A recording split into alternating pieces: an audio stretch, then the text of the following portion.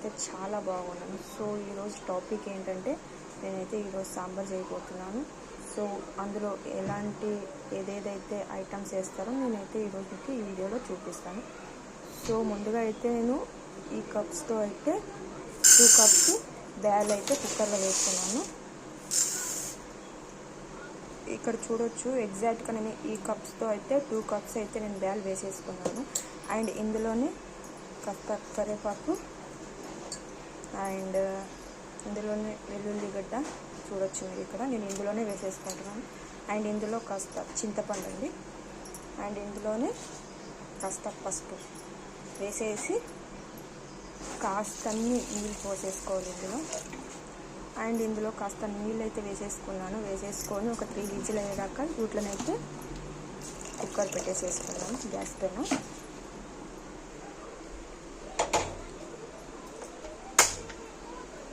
So ఇది మనకు 3 whistles అయ్యేలోపు మనము ఈ కాయగూరలు అయితే కోసేసుకున్నామండి. ఇవన్నీ అని కాదండి, మనం ఏదైనా కాయగూరలు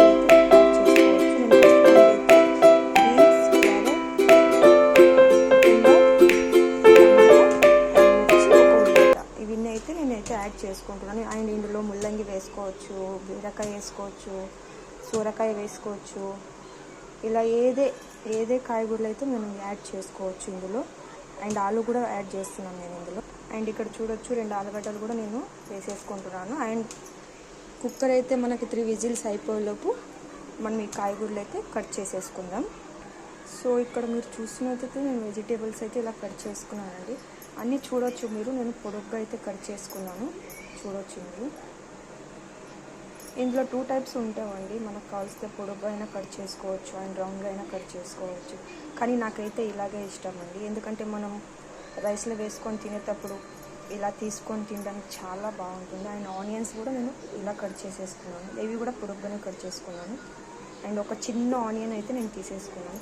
అండ్ ముందుగా మనం కుక్కర్లో వేసుకున్న బ్యాల్ ఉడికినవి లేదా మనం చూసేద్దాం.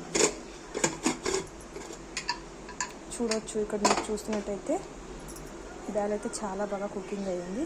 అండ్ దీన్ని ఇప్పుడు మనము మెత్తగా రామేసుకుందామండి.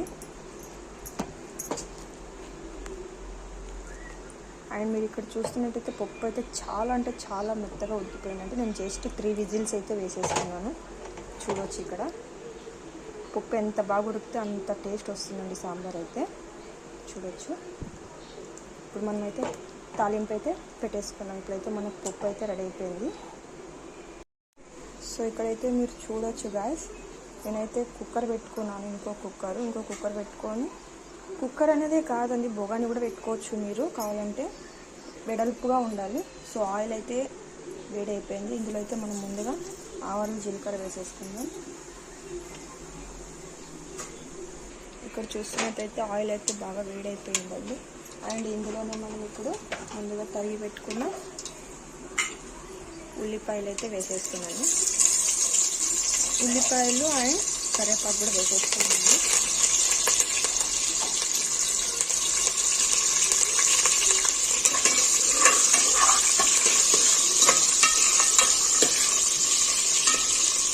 అండ్ ఇప్పుడు మనం తాలింపు అయితే పెట్టుకుంటున్నామండి సాంబార్కి.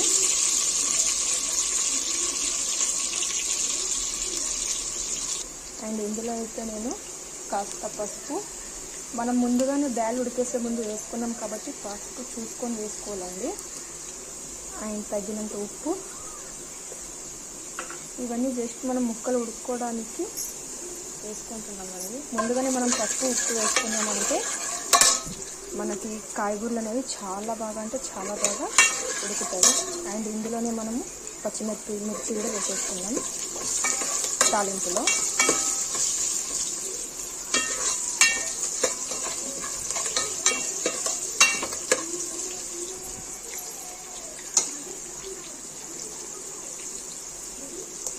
ఇప్పుడు మనం ఇందులో అయితే ఆలుగడ్డలు,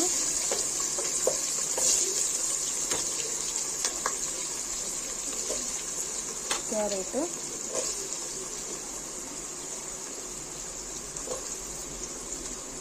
దోసకాయ అండి ఇది, ఇందులో చాలా వెరైటీస్ కాయగూరలు వేసుకోవచ్చు అండి, కానీ నేనైతే ఇవన్నీ వేసుకుంటున్నాను. ప్రస్తుతానికి ఇవన్నీ ఉన్నాయి కాబట్టి నాకు కూడా. అండ్ బీన్స్ అయితే వేసేసుకుంటున్నాను. ఆ తర్వాత ములక్కాడ అండి, ములక్కాడ వేసుకుంటున్నాను. అండ్ టమాటాలు అయితే నేను ఇప్పుడు యాడ్ చేయట్లేదు, ఇవి బాగా కుకింగ్ అయ్యాక కాస్త తర్వాత అయితే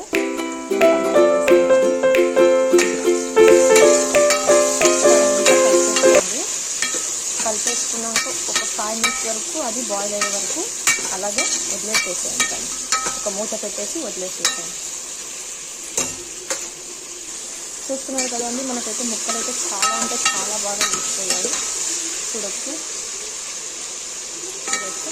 ఇప్పుడు మనం ఇందులో ముందుగా తరిగి పెట్టుకుని అయితే టమాటాలు అయితే వేసేసుకుంటున్నాము.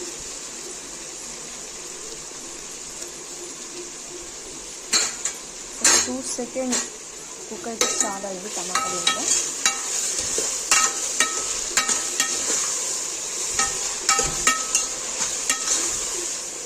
చూడొచ్చు మీరు.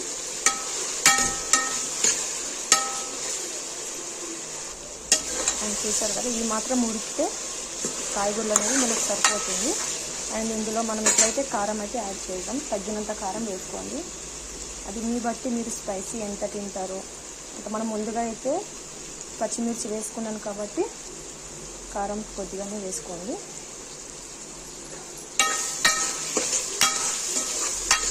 చూసారు కదా. అండ్ ఇప్పుడు ఇందులో అయితే నేను ముందుగా కుక్కర్లో ఉడికేసుకున్న బ్యాల్ని అయితే ఇందులో యాడ్ చేయబోతున్నాను. ఈ బ్యాల్ని అయితే నేను ఇప్పుడు ఇందులోకి వేసేస్తానండి. అండ్ చూస్తున్నారు కదండి, దీని అయితే మనము కలిపేసుకున్నాము. బ్యాల్ అయితే దీంట్లో వేసేసాను, ముందుగా ఉడకపెట్టుకున్న బ్యాల్ అయితే. చూస్తున్నారు కదా.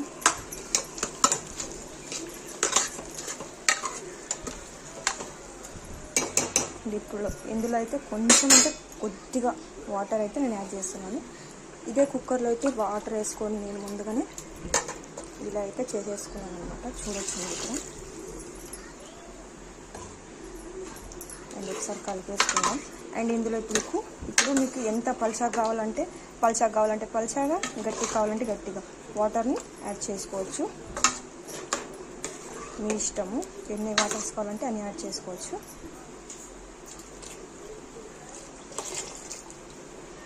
అండ్ మీరు ఇక్కడ చూడొచ్చు, నేనైతే వాటర్ని యాడ్ చేస్తున్నాను.